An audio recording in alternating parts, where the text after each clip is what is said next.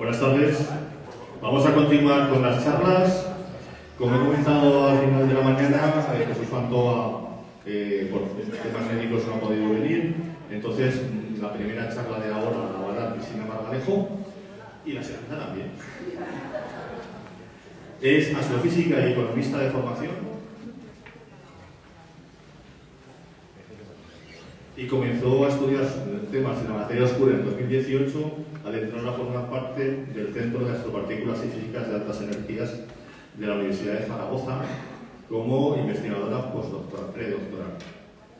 Ha trabajado en experimentos que tratan de encontrar los axiones, una partícula que sigue siendo hipotética, pero que podría formar parte de la materia oscura. Y también ha realizado estancias en el CERN, en Ginebra, para tomar datos con un telescopio de axiones solares que tienen allí, que se llama CAST, y actualmente está trabajando en el desarrollo de IAXO, un helioscopio de cuarta generación que mejorará notablemente la sensibilidad obtenida hasta ahora con el antedicho telescopio con el CAST. Y nos va a hablar sobre hitos que han pasado en la astronomía en los últimos 10 años. Muchas gracias.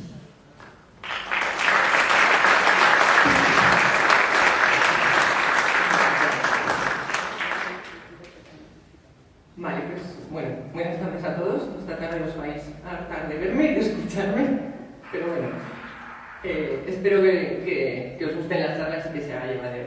Bueno, pues como ha dicho, ahora vamos a hacer un repaso de hitos que han ocurrido en estos 10 últimos años para ver que la astronomía pues, realmente es una ciencia viva que va cambiando y que siempre van ocurriendo cosas.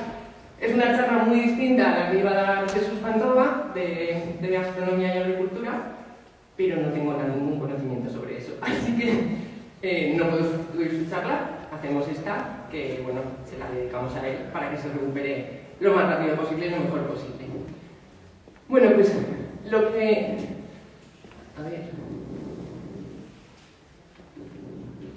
Me cacho, ya. Cosas que han pasado en la última década en astronomía. Bueno, pues han ocurrido muchas cosas, pero no tenemos tiempo... De hecho, voy a controlar el tiempo, vale.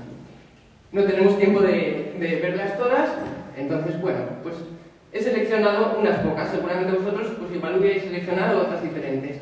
Pero bueno, vamos a comentar un poquito la primera imagen de un agujero negro que conseguimos con el Event Horizon Telescope, que esto fue en 2019.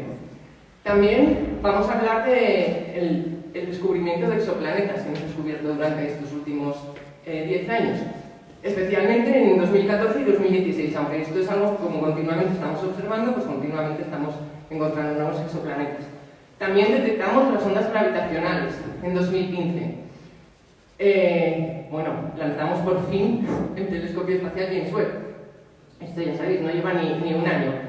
Y hace poquito, pues como es muy reciente, aunque igual no es algo muy grande, a mí me hizo mucha ilusión y como es reciente pues lo he incluido, que es la misión DART, que muchos la conoceréis, que fue la misión en la que impactamos una nave contra un asteroide para tratar de desviar su trayectoria. Bien, entonces, bueno, pues vamos a comenzar con el Event Horizon Telescope o Telescopio del Horizonte de Sucesos, con el que hicimos esa imagen del agujero negro. Bueno, ¿qué es este telescopio? Pues en realidad, no sé si estoy en medio. Se utilizó una red de radiotelescopios que ya existían, es decir, no se construyó nada de propio para este telescopio, sino que se utilizaron 8 radiotelescopios que tenemos aquí, distribuidos por todo el planeta, todos ubicados en lugares altos y secos, porque para radioastronomía, igual que nos da igual tener nubes, es transparente, pero la humedad sí que nos podría molestar. ¿Vale? Y lo que hacemos con todos estos telescopios distribuidos por la Tierra es que entre ellos forman como un telescopio virtual del tamaño de la Tierra, del tamaño de la separación que hay entre ellos. Y esto lo hacen utilizando una técnica que tiene un nombre horrible, que es interferometría de muy larga base. Tiene un nombre un poco feo, pero os voy a intentar explicar un poquito lo que es. Es una técnica que va a sincronizar estos telescopios que están alrededor del mundo. ¿De acuerdo? Y lo que va a hacer, si yo por ejemplo, vamos a mirar solo la línea de arriba, ¿vale? Imaginaros que esto es pues, mi campo, donde yo tengo 2 radiotelescopios, los 2 puntitos azules, ¿vale? Y ¿qué pasa? Que la Tierra rota.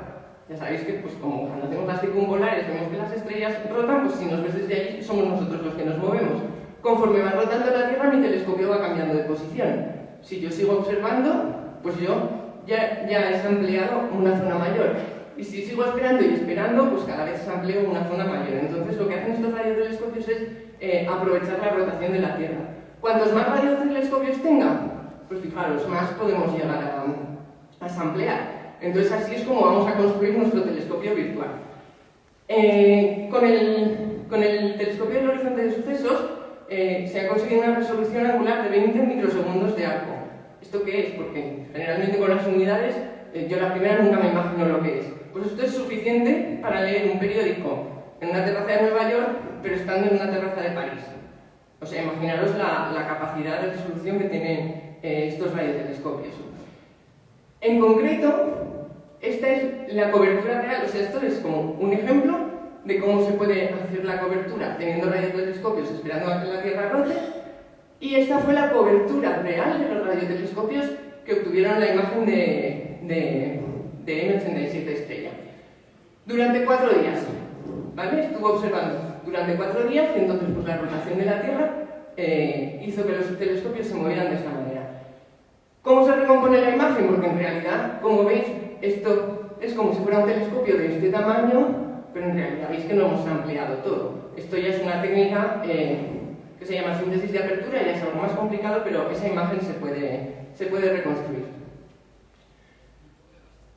Uno de los radiotelescopios que se utilizó está precisamente en España, ¿vale? Que es el telescopio IRA en Sierra Nevada. Es un radiotelescopio de 30 metros perteneciente al Instituto de Radioastronomía Milimétrica y, como veis, está a una altura de 2.850 metros. Todos están a alturas en torno a los 2.500-3.000, ¿vale? Por lo que os he comentado. Pues bueno, estoy simplemente por enseñaros alguna foto más, ya que lo tenemos aquí en España. ¿Qué es lo que observaron? Pues, como ya sabréis, la galaxia M87. ¿Por qué miraron a M87 y no a cualquier otro sitio? Pues hay varias razones. Una, pues porque es la galaxia elíptica más brillante de las cercanas a la Tierra. Es decir, está realmente muy cerca. Entonces es una galaxia que está muy cerca y es muy brillante. Pues perfecto, ¿no? Muy fácil verla. Es una de las más grandes y masivas del universo local. Tiene una magnitud aparente bastante alta. La podemos ver con un pequeño telescopio. Es decir, tampoco necesitamos el Hubble para verla. Y además tiene un agujero supermasivo en su núcleo. Aquí tenemos una imagen de la galaxia y aquí ya habíamos visto este chorro de emisión que ya nos indicaba que ahí seguramente habría un agujero negro supermasivo. Y luego, además, está rodeada, fijaros, por unos 15.000 cúmulos globulares. O sea, tenemos la galaxia y todos estos puntitos que veis son cúmulos globulares que la rodean. Bien, pues sabiendo que aquí probablemente habría un agujero negro y que, como está suficientemente cerca, íbamos a tener capacidad de verlo, de resolverlo, pues allí que apuntaron con el telescopio del horizonte de sucesos. A ver, esto es un vídeo, a ver si se reproduce. Si no, en el código QR podríais verlo. Vale, un vídeo para hacernos un poquito la idea de cómo de pequeño llega a ser el núcleo de esta galaxia donde hemos apuntado. ¿Veis? Nos vamos acercando, la galaxia pues, es efectivamente muy brillante. Nos vamos acercando. Y fijaros, o sea, ya cuando estamos cerca y empezamos a estar ya dentro de la zona de influencia de la galaxia, veréis que aún falta un montón para llegar al núcleo para que veáis realmente la precisión de esta observación. ¿Vale? Me parece que este vídeo lo ilustra muy bien, lo realmente lejos que hemos llegado para conseguir esta imagen.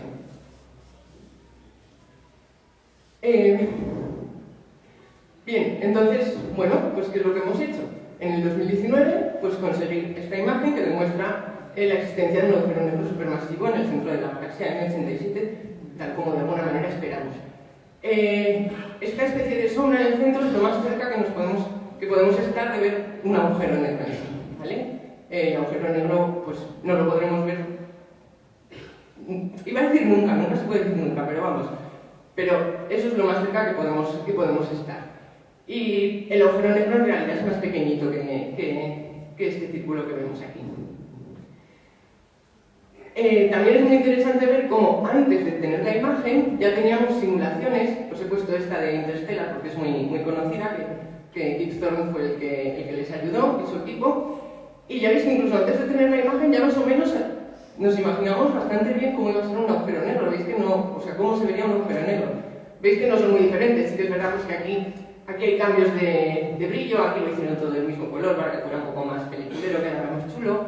Aquí pues esta especie de anillo, aquí se ve más, aquí pues no se ve tanto. Es verdad que aquí pues lo hicieron más peliculero, pero al final es una simulación que demuestra que realmente parece que entendemos bastante bien cómo puede ser un agujero negro y todo lo que ocurre a su alrededor.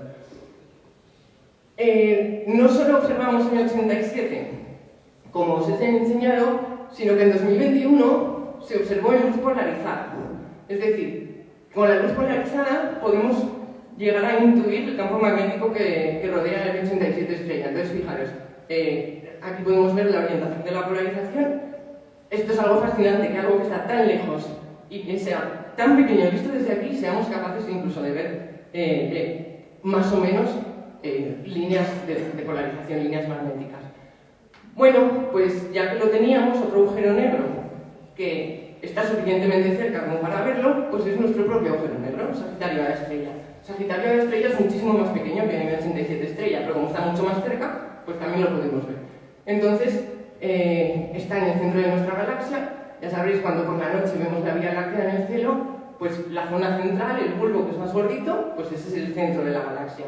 Pues justo ahí apuntaron los radiotelescopios y ahí hicieron la imagen, la foto de nuestro agujero negro. Este no es un agujero negro activo como M87 estrella y bueno, pues aquí tenemos su foto. Vale, pues este fue uno de los grandes hitos de estos 10 años en la astronomía. Y otra parte que a mí me gusta mucho es la búsqueda y detección de exoplanetas. Que bueno, esto es un continuo, siempre estamos observando y encontrando planetas nuevos, pero desde luego en los últimos 10 años han sido totalmente fascinantes en este campo. ¿Por qué? Pues porque hemos tenido, entre otras cosas, la suerte de contar con la misión Kepler de la NASA, que ha estado operativa desde 2009 hasta 2018. Kepler es un satélite, es un telescopio espacial pues que se dedica a buscar exoplanetas que transitan, es decir, que pasan por delante de su estrella y quitan un poquito de luz, como hemos visto en la charla de por la mañana.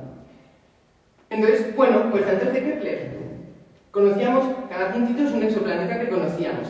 ¿Y qué conocíamos? Fijaros, aquí está. ¿Cuánto tiempo tardan en dar una vuelta a su estrella? Pues un día, 10 días, 100, 1000, 10.000, pues la Tierra está por aquí, 665.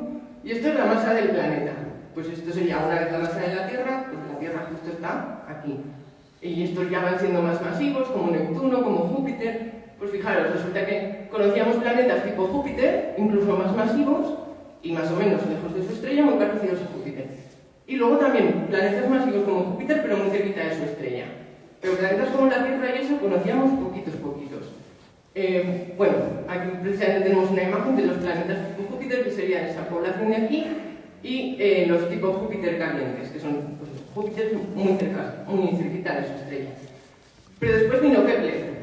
¿Y qué ha pasado? Todos estos puntos amarillos son nuevos exoplanetas que hemos descubierto gracias a Kepler. La verdad es que hasta hace unos años apenas sabíamos cuántos exoplanetas había, si es que había. Si era algo como muy, no misterioso, pero simplemente no teníamos la información. Y ahora de repente hemos visto que es que el universo está lleno de exoplanetas por todas partes. Ya, por lo menos, si queremos buscar vida, por lo menos ya tenemos dónde buscarla. Ya sabemos que planetas hay. Otra cosa es que luego puedan albergar vida. Fijaros, esto es cómo ha evolucionado con los años el número de planetas que hemos descubierto, pero este es un poquito más interesante. Es lo mismo, pero medio acumulado, esto es cuánto se ha descubierto cada año.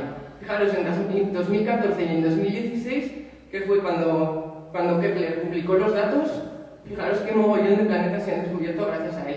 Es que poquitos años antes, O sea, es que no sabíamos prácticamente nada. Podíamos pensar que no había prácticamente ningún exoplaneta. Entonces a mí me parece algo alucinante que hayamos encontrado, pues eso, hasta ahora, más de 5.000 exoplanetas. Y bueno, otros miles de candidatos que están en estudio y otros miles de candidatos que estarán por aparecer. ¿Qué hemos aprendido? Ahora conocemos muchos exoplanetas, pues los podemos estudiar. ¿Qué hemos aprendido? Pues que en torno a un 15% de las estrellas van a tener al menos un planeta tipo Tierra. O sea, claro, esto ya es mucho. O sea, ya puede haber muchísimas tierras por ahí. Un 20% de las estrellas puede tener una supertierra o un mini Neptuno. Y ya estos son un poquito menos comunes, los gigantes gaseosos o los grandes Neptunos. ¿Vale? Entonces, claro, planetas terrestres hay muchísimos por ahí. Entonces, bueno, está muy bien, pero ¿qué pasa? ¿Son potencialmente habitables? ¿No? Bueno, pues lo de ser potencialmente habitable es un poco complicada la definición, pero bueno, podemos decir que de todos esos solo tenemos estos de aquí que serían potencialmente habitables. Aquí tenemos la Tierra, Júpiter, Marte y Neptuno a escala, ¿vale? Para hacernos un poquito idea de cómo son. Entonces, como veis, más o menos son del tamaño de la Tierra, un poquito mayores y son todos rocosos.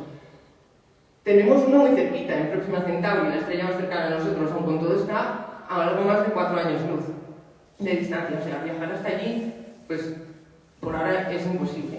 Con que ya no os quiero contar a este que está a 1.200 años luz de distancia. Entonces, bueno, sí, hemos encontrado muchos, los podemos estudiar de lejos, pero desde luego por ahora no podemos ir a ninguno. Por eso después también se han lanzado misiones como TESS, que ya no busca encontrar exoplanetas estén donde estén, sino encontrar exoplanetas cercanos a la Tierra. ¿Vale? Pues, porque además los podemos estudiar mucho mejor, porque este que está a 1.200 años luz, pues obviamente lo voy a ver peor, lo voy a ver mucho más oscuro, mucho más pequeño, voy a obtener menos información. Pero bueno, esto de que sean habitables, ¿qué significa? Pues que un exoplaneta sea habitable no significa que se pueda vivir en él. Solo significa que está en la zona de habitabilidad. ¿Qué es eso? Pues la región en la que la temperatura hace posible que haya agua líquida en la superficie. Pero ya digo, eso no significa que sea habitable ni por nosotros ni por nadie. Entonces, mira, por ejemplo, en el sistema solar, pues Mercurio está en una zona demasiado caliente. Venus está ya ahí en el límite entre caliente y templado. La Tierra estamos ahí justo bien, en lo verdecito, en la zona templada. Y bueno, pues Marte ya veis que va mucho también por la zona verde. O sea que casi se podría considerar que está en la zona habitable. Pero desde luego muy habitable ahora mismo no parece. Por eso ya os digo que hay que cogerlo un poco con pinzas. Y además hay otros factores que pueden afectar al hecho de que haya agua líquida o no, como son por ejemplo el efecto invernadero, que en Venus pues incrementa su temperatura. Ahora no me acuerdo del número exacto, pero decenas o cientos de grados el efecto invernadero. Luego está el albedo. Si un planeta es muy clarito, si es muy blanco, va a reflejar mucha luz y se va a calentar menos. Entonces puede estar en la zona caliente, pero tener una temperatura adecuada.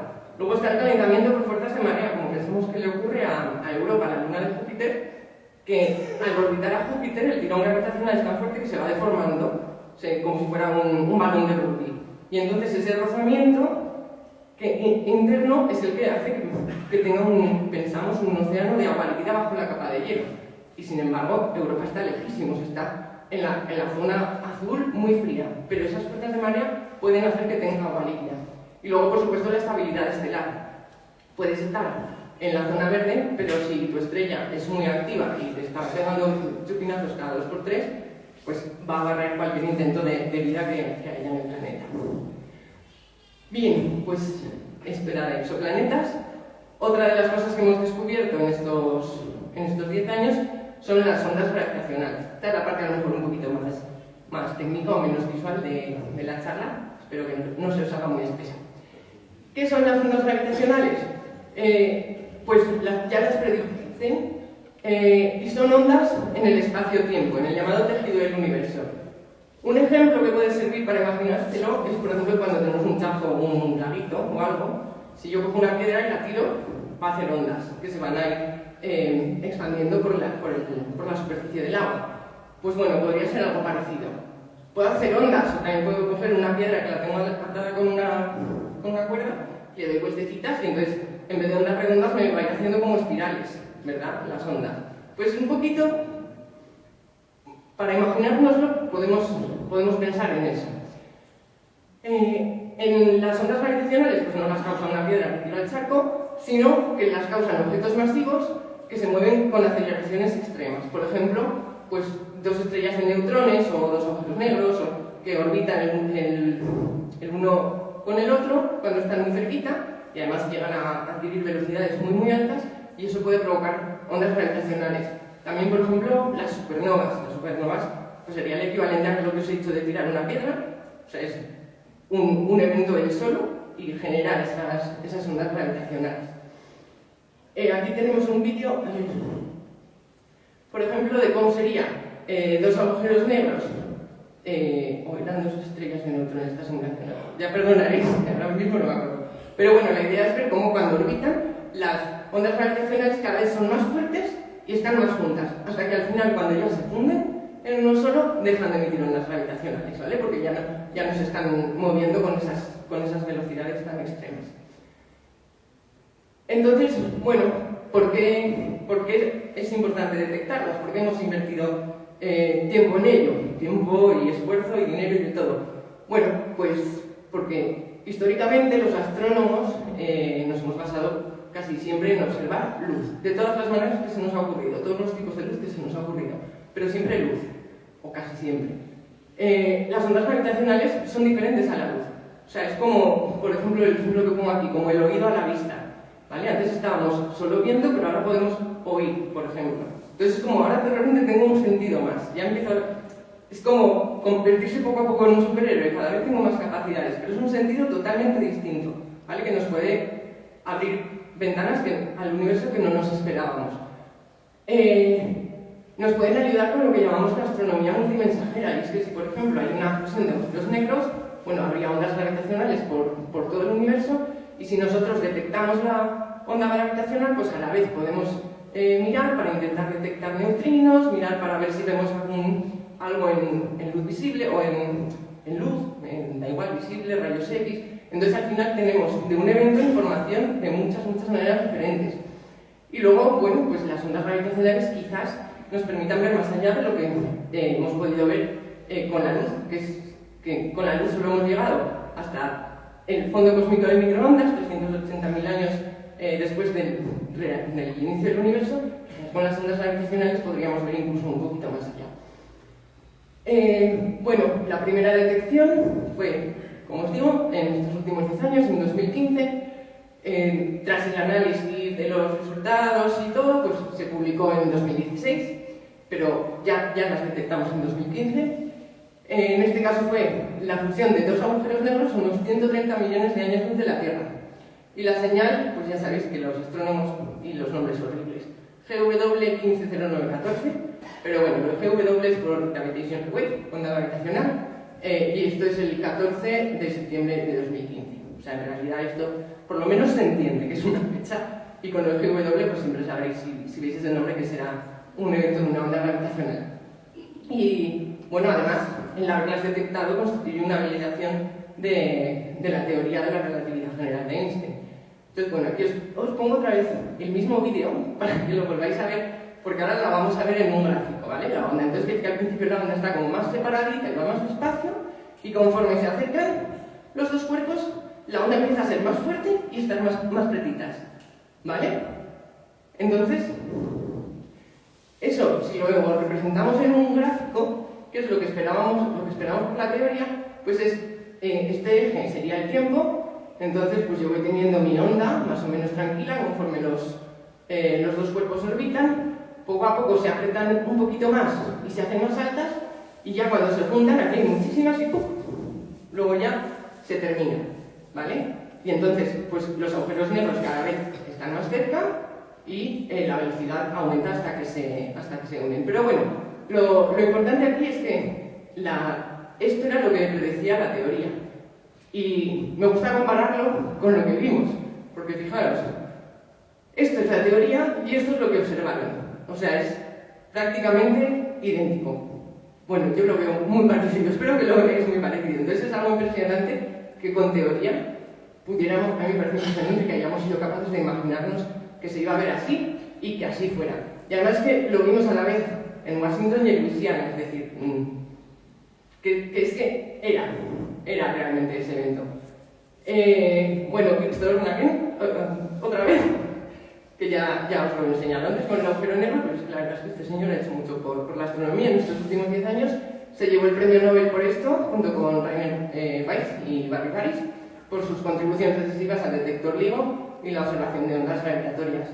Bueno, la verdad es que cuando le dieron el premio Nobel dijo que no era suyo, que era de todo el equipo y de los cientos de personas que estaban ahí, o sea que es también de agradecérselo porque al final él tiene la idea, pero sin todos los demás pues no hubiera podido hacerlo. Pero bueno, esto es lo que conseguimos ver gracias a él y a su equipo y es absolutamente impresionante lo bien que coincide con la teoría.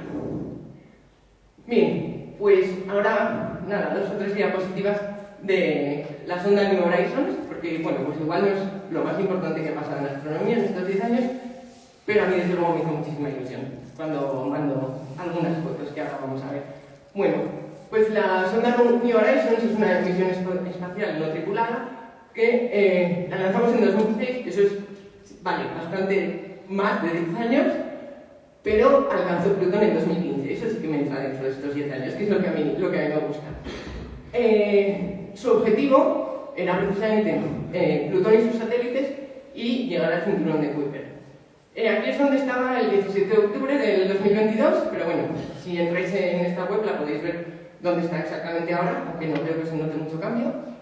Como veis, pues salió de la Tierra, ha ido cruzando el sistema solar, llegó a la órbita de Plutón. Cuando llegó aquí, pues Plutón estaba aquí. Ahora ya ha continuado, pero obviamente cuando llegó aquí sí que se cruzó con Plutón. Aquí en esta imagen vemos también, como es muy curioso, que a veces Plutón está más cerca de la Tierra que Neptuno. Veis que se cruzan sus órbitas. Y es que el perihelio, fijaros, es un pelín más pequeño el de Plutón. Bueno, esto simplemente como curiosidad porque llama la atención ver ahí las órbitas cruzándose.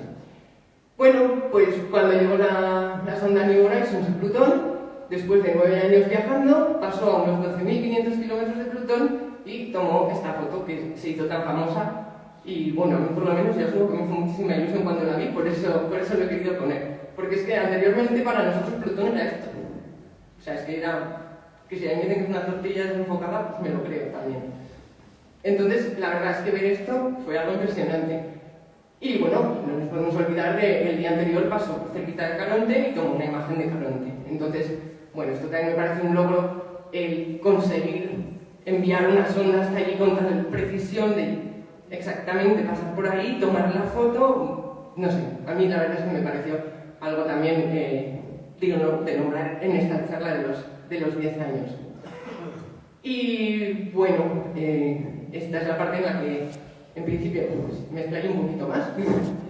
Aunque la verdad es que esta mañana Jesús también ha hablado bastante de esto, entonces bueno, pues, igual hay algunas partes que voy un poquito más rápido, pero es sin duda, yo creo que el protagonista de los últimos 10 años y de los próximos 10 años, el telescopio espacial James Webb.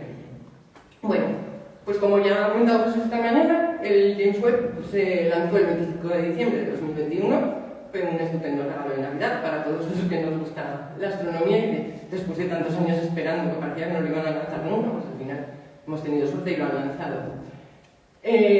Las primeras imágenes se publicaron en julio de 2022. Está construido y operado por la ESA, la NASA y la Agencia Espacial Canadiense, y orbita a 1,5 millones de kilómetros de la Tierra. Está bastante lejos, ya lo veréis luego comparado con el Hubble. Observa en el infrarrojo cercano y en el infrarrojo medio. Incluso puede llevar un poquito de visible, pero bueno, su objetivo es observar en el infrarrojo, ¿vale? Y bueno, pues tiene un enorme espejo de 6,5 metros de diámetro formado por 18 pequeños hexágonos, bueno, pequeños o no tan pequeños, hexágonos que dan forma al espejo. ¿Quién es James Webb? Porque yo sinceramente no lo sabía cuando le pusieron el nombre al telescopio y dije, no sé, mira que hay astrónomos famosos por ahí. Pues resulta que James Webb es este señor que vivió de 1906 a 1992 y fue el segundo administrador de la NASA. entre el 61 y el 68, entre la administración Kennedy y la de Johnson. Supervisó las primeras misiones críticas tripuladas de los programas Mercury y Gemini hasta poquito antes del lanzamiento de la primera misión Apolo. Y el incendio del Apolo 1, donde fallecieron los 3 astronautas, también lo tuvo que gestionar todo él. Por curiosidad, si se merece que un telescopio se llame como él o no, no tengo ni idea. Pero por curiosidad de saber quién es, porque no es como el telescopio espacial Hubble, que a todos nos suena que es Edwin Hubble. Webb pues no era tan conocido, entonces pues, creo que es interesante saber quién es. Me voy a centrar también un poquito en comparar el Hubble con el Webb, ¿vale? El Webb, lo dice la propia NASA y la ESA, no es un reemplazo del Hubble, sino su sucesor, ¿vale? Porque sus objetivos científicos, como nos han explicado esta mañana, en realidad están motivados por los resultados del Hubble. Todo lo que hemos aprendido con el Hubble nos ha dicho que es que necesitamos ver más allá, que nos falta algo, necesitamos llegar más lejos, necesitamos poder ver dentro de las nubes del polvo, necesitamos algo más, necesitamos el Webb. Después del Webb, pues ya veremos lo que necesitamos, ya lo construiremos. Ahora estamos aquí. El Hubble nos ha dicho que necesitamos el Webb. No pretende sustituirlo, sino continuar. ¿Diferencia de tamaños? Bueno, pues aquí se supone que está en la escala, pero yo creo que el Hubble es un poquito más pequeño. El Hubble, pues más o menos como un autobús, ¿vale? Para que nos hagamos idea. El Webb, pues el telescopio en sí, quizás no es muchísimo más grande, pero claro, tiene todo el escudo solar, que luego lo veremos un poquito mejor, es prácticamente como una cancha de tenis, es decir, ya empieza a ser un área bastante grande. La comparación del tamaño de los espejos, esta misma imagen la he puesto pues esta mañana, 6,5 metros frente a 2,4 metros. Es decir, el área colectora es mucho mayor.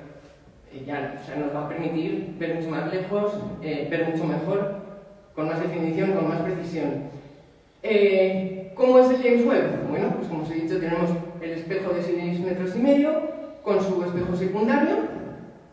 Tiene aquí el rastreador de estrellas para pues, hacer el seguimiento, como hacemos nosotros cuando estamos haciendo astrofotografía. El escudo solar, porque es muy importante para el James Webb estar frío, ¿vale? Porque está observando el infrarrojo. El infrarrojo al final es prácticamente observar temperatura. Entonces, tiene que estar a menos 223 grados centígrados. Por eso este escudo siempre va a estar apuntando hacia el sol, ¿vale? Para mantener al Webb en la sombra. Bueno, pues tiene un estabilizador, tiene los rastreadores, una antena de comunicación, unos pequeños paneles solares para tener energía, etc. Las diferencias en la órbita entre el Hubble y el Webb. Bueno, pues el Hubble está en una órbita terrestre baja, casi circular, a unos 570 kilómetros de distancia de la Tierra. Sin embargo, el Webb, como os he dicho, está muchísimo más lejos, a 1,5 millones de kilómetros. Claro, la Luna está a unos 400.000 kilómetros de distancia, o sea, está mucho más lejos. ¿Y por qué está ahí? ¿Por qué lo hemos mandado tan lejos? Pues está en el punto L2. El punto L2, algunos quizás os suene, de los puntos de Lagrange, son 5 posiciones en las que las fuerzas combinadas del Sol y la Tierra quedan equilibradas. Entonces, mirad, por ejemplo, L1, que estaría entre la Tierra y el Sol, ese es como más fácil de entender, porque es el punto en el que el tirón gravitacional de la Tierra hacia la Tierra y del Sol hacia el Sol se compensan, de manera que tú te quedarías ahí, que no te caerías ni al Sol ni a la Tierra, o sea, estás justo en el punto perfecto. ¿Vale? Pues, entonces en ese sentido, son como aparcamientos espaciales. Tú llegas ahí, pero una vez que estás ahí no necesitas energía para mantenerte ahí, ¿vale? Simplemente la gravedad te va a mantener ahí. Entonces es un sitio muy interesante para tener telescopios y satélites. De hecho, el James Webb está en L2, pero es que también está Planck, está WMAP, Gaia, Herschel, y acá hay más gente. O sea, ahí es que es gratis. O sea, una vez que llegas ahí se quedan, es gratis. En el punto L2 en concreto, que está del Sol hacia la Tierra, pues un poquito más allá, lo que ocurre es que la gravedad del Sol y la Tierra combinadas compensan la fuerza ventrífuga del cuerpo en L2. Es decir, un cuerpo que estuviera en la posición de L2, en vez de 365 días en dar la vuelta al Sol, tardaría 370 días, ¿vale? Que además te la cuenta que es muy fácil. pero ¿qué pasa? Al estar la Tierra, el estirón gravitacional adicional de la Tierra hace que justo en L2 tardes 365 días en dar la vuelta al Sol. Entonces, ¿qué pasa? Va como acoplado a la Tierra, va siempre rotando con nosotros. En el punto L2, el escudo solar del Webb, como veis, está blindando de la Tierra, de la Luna y del Sol, para ayudar a que se mantenga frío. Y, como os digo, conforme la Tierra gira alrededor del Sol, Webb va con ella, pero permanece fijo en relación a la Tierra y el Sol, ¿vale? O sea, lo que os digo es casi como si hubiera un palo que lo une a la Tierra y van a ir siempre juntos. Aquí tenemos un vídeo que veis cómo va la Tierra y L2 va pegadito. Es verdad que Webb va orbitando a L2, pero veis, L2 siempre va allí y entonces el escudo solar de espaldas al Sol y a la Tierra y el Webb está ahí, como digo, de gratis. No le cuesta energía mantenerse. Bueno, pues un resumen de las diferencias entre Hubble y Webb. Bueno, aquí está donde observa cada uno. El Hubble, como veis, pues invisible y un pelín de infrarrojo. El Webb, pues también coge un poquito de visible, rojos, naranjas, amarillos, pero sobre todo, veis, se va hacia el infrarrojo y el infrarrojo medio. La diferencia en el tamaño del espejo, la distancia a la que orbitan, ya lo hemos visto, la longitud focal, bueno, pues uno F24, el otro F20, la masa de lanzamiento, 12.000 kilos el Webb frente a 6.200, perdón, 12.000 kilos el Hubble frente a 6.000 el Webb, bastante más ligero, aunque más barato de lanzar. La temperatura de operación, 20 grados el Hubble porque observa visible, pero como os he comentado, el Webb tiene que estar muy frío, por eso el escudo solar es tan importante, ¿vale? Bueno, ¿por qué infrarrojo? Aunque ya lo hemos visto bastante esta mañana, pero como motivados por el Hubble, sabemos que queremos ver más allá, queremos ver longitudes de onda más largas. ¿Por qué? Porque queremos ver objetos más distantes. Y más distantes significa que tienen un mayor desplazamiento hacia el rojo. De tal manera que si su luz era originalmente ultravioleta, pues se ha ido moviendo hacia el rojo, ha pasado por el visible, incluso más allá, infrarrojo. Entonces, vamos a poder ver con el Webb estos objetos, como las primeras galaxias formadas en el universo, que esperamos precisamente que su luz actualmente esté en el infrarrojo. Con el Hubble ya observamos en infrarrojos, entonces esto ya nos dio una pista de por dónde queríamos ir. Estas dos imágenes de la nebulosa Carina, esta es invisible y esta es en el infrarrojo, pero esta es del Hubble, no es del James Webb. Es decir, con el Hubble ya vimos que realmente había mucha miga que podíamos observar en infrarrojo. Porque, bueno, las dos imágenes son absolutamente alucinantes y esta no sustituye a la visible. O sea, no me canso de decirlo. El Hubble, o sea, el Webb no va a sustituir al Hubble, no. El Hubble ha sido muy necesario y lo sigue siendo. Hemos aprendido muchísimas cosas con él. Aquí vemos las nubes de polvo, es interesante verlas. Aquí vemos a través de ellas. Bueno, pues ya había visto las nubes, ahora quiero ver dentro, pero está muy bien haber visto las nubes.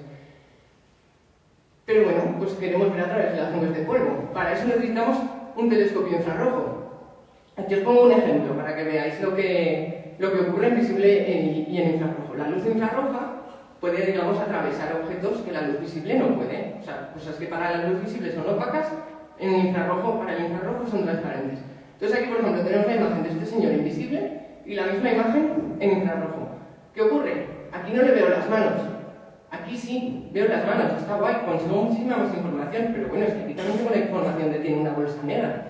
O sea, al final son imágenes muy complementarias. Aquí, por ejemplo, los cristales son transparentes.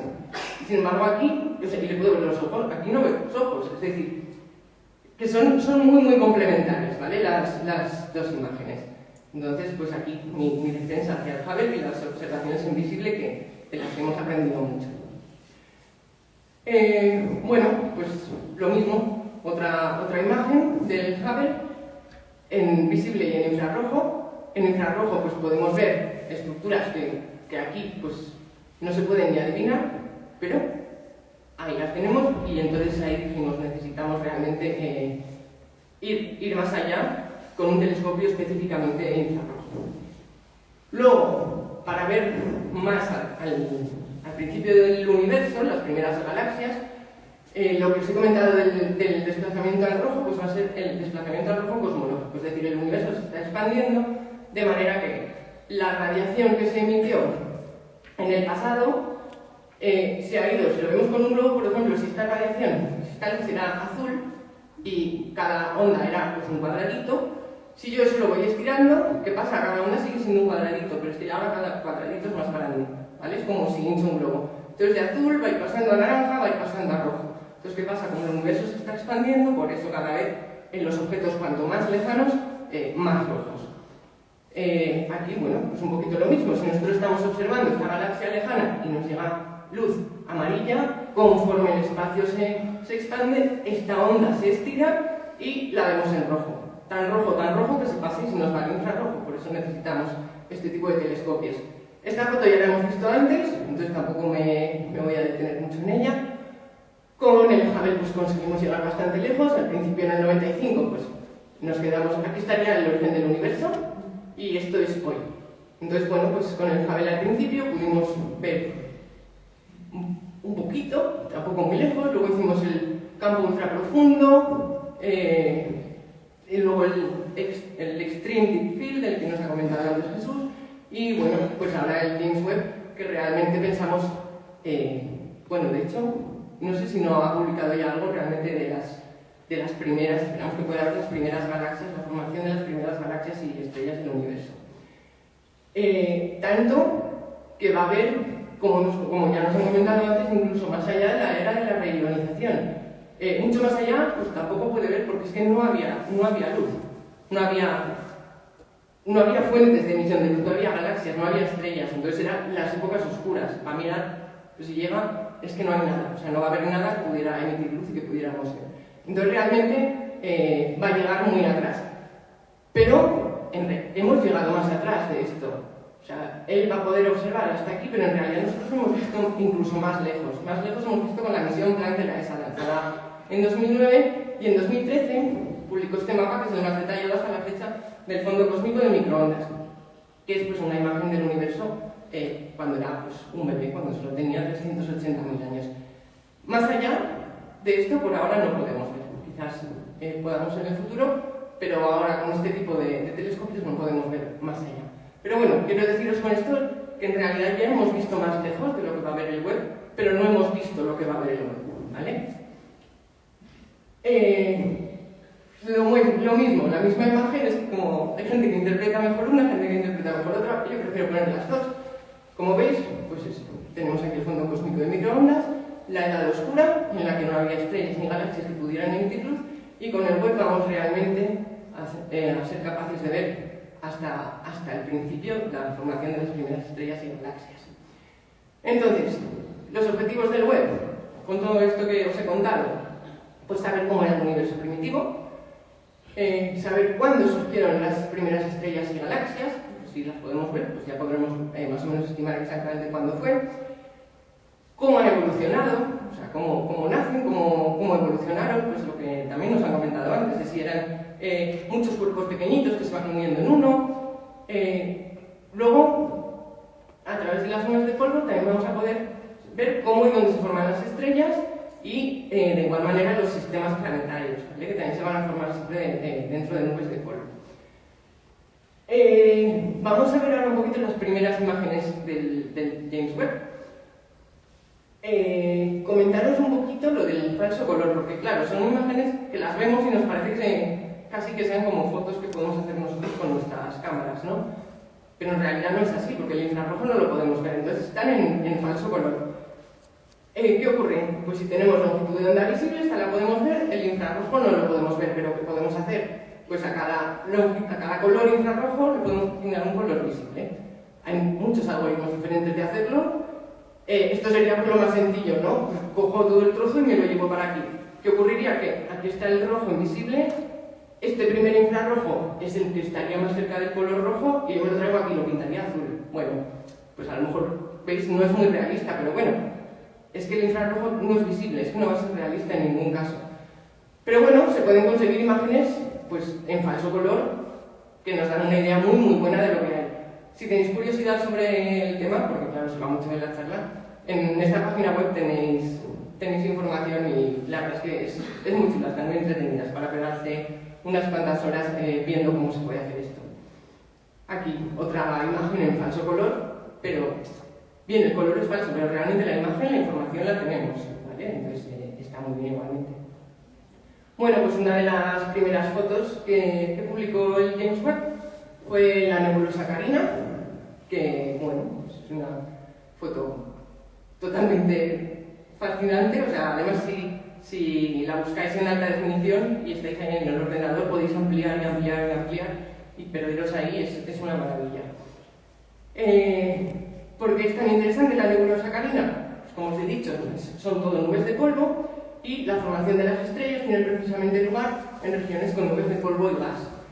Entonces nosotros tenemos una región de polvo que sea suficientemente densa como para colapsar por su propio peso, y entonces así es como puede comenzar el nacimiento de una estrella. La nube va colapsando poco a poco, al final se genera la estrella en el centro y se queda un disco de gas y polvo que es en el que pueden acabar naciendo los planetas formando un sistema estelar. Es difícil de observar precisamente por estar envuelto en polvo, pero las protoestrellas están calientes y por lo tanto en infrarrojo lo vamos a poder ver. Se torna transparente. Entonces aquí, por ejemplo, tenemos una imagen, esa estrellita, ese puntito rojo, pues parece que podría ser precisamente una estrella naciendo. Hasta ahora, pues nunca habíamos conseguido ver esto con tanto detalle, porque siempre habíamos tenido el polvo que nos lo tapaba. Y bueno, todas las que quedan por venir. Bueno, como veis, pues la imagen del Webb comparada con la del Hubble tiene mucho más detalle, pero tanto porque puede ver a través de la nube de polvo como porque también tiene mayor sensibilidad, el espejo es más grande, entonces pues por supuesto vamos a conseguir una definición mucho mayor.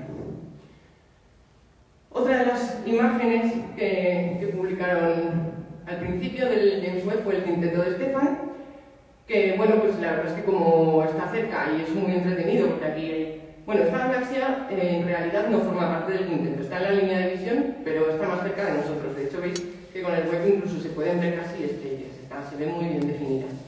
Pero estas otras están interaccionando, como veis aquí se ven los dos núcleos de que se han chocado, y aquí vemos como una cola de formación estelar, de todo lo que está ocurriendo ahí, el rozamiento con el gas, etc. Y lo estamos viendo pues con un nivel de detalle de nuevo nunca visto hasta ahora, porque con el Hubble lo habíamos visto muy bien, pero habíamos visto esto. Fijaros esta zona de nacimiento estelar, aquí no vemos casi nada, y fijaros aquí qué montón de información hemos obtenido, ¿vale? Luego también es muy curioso, aquí el fondo es muy negro, no hay muchas cosas, y fijaros el Webb ha sido capaz de ver muchísimas más cosas, es decir, objetos que del fondo para el Hubble ya son invisibles, el Webb los ha sacado. Otra imagen, la nebulosa del anillo del sur. Estas dos imágenes son del Webb, en el infrarrojo cercano y en el infrarrojo medio. Tiene diferentes instrumentos y puede observar de diferentes maneras. Esta nebulosa, para que la entendáis, bueno, muchos ya lo sabéis, pero bueno, este tipo de nebulosa es una nebulosa planetaria que suelen tener forma como de reloj de arena. Entonces, en este caso, la estamos viendo, esta es la nebulosa de la mariposa. Esta de aquí la estamos observando como si fuera desde arriba, ¿vale? Que estamos viendo esa parte del cono hacia adentro. Entonces, bueno, pues esta era la imagen del Hubble.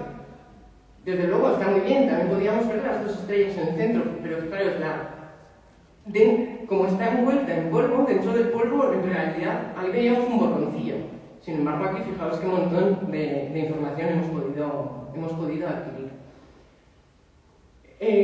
La imagen del cielo profundo del James Webb, pues podemos ver las estrellas en primer plano, que ya sabéis que son pues, las que tienen este patrón de araña.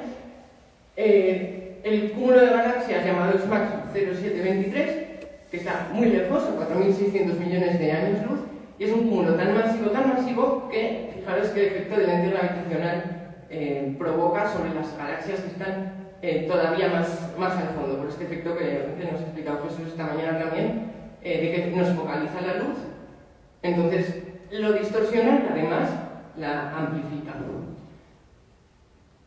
Esta fue la imagen que pudo tomar el Hubble.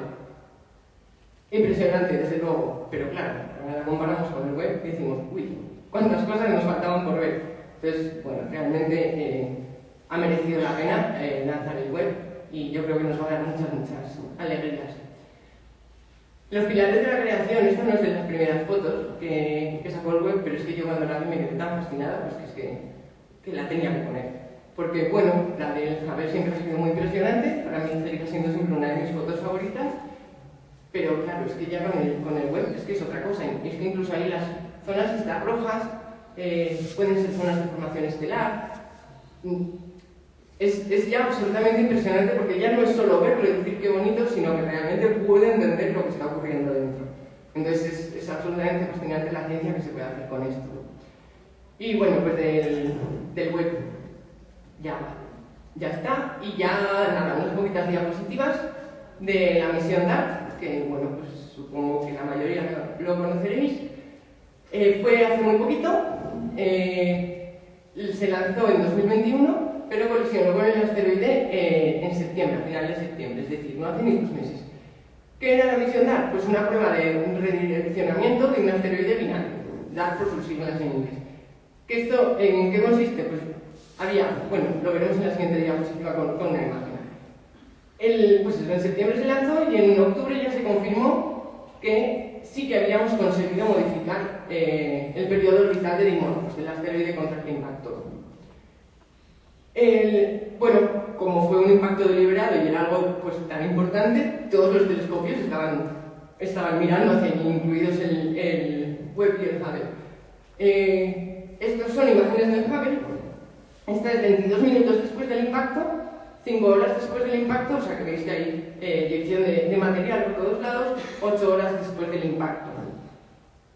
Y esto, bueno, como estábamos comparando Hubble contra Webb, pues aquí un poquito más. Así es como lo vio el Hubble y así es como lo vio el Webb. Entonces, bueno, pues está claro que hubo un impacto con las imágenes y ya digo, todos los telescopios estaban mirando y tenemos mucha información de lo que sucedió. ¿Qué es lo que sucedió? Pues aquí lo vemos con un vídeo. Las mejores vistas, desde luego, el Hubble y el Webb miraron, pero las mejores vistas las tenía la propia nave DART. Que aquí, como veis, bueno, pues este es el asteroide principal y este le orbita, ¿vale? Entonces nosotros, DART no va a chocar con este, va a chocar con el pequeño, porque así vamos a poder medir cómo cambia su órbita respecto a la grande, ¿vale? Porque si le damos a un asteroide, pero no tenemos un marco de referencia contra el que medir cómo se está moviendo, si lo hemos modificado, pues no hacemos nada. Entonces este fue el momento en el que impactó, que aquí en España era la 1:30 de la mañana, yo me levanté para verlo en directo. Me hacía mucha ilusión y creo que es algo alucinante que realmente estemos haciendo estas cosas, creo que es muy necesario y bueno, pues me pareció algo muy chulo y que merecía la pena levantarse.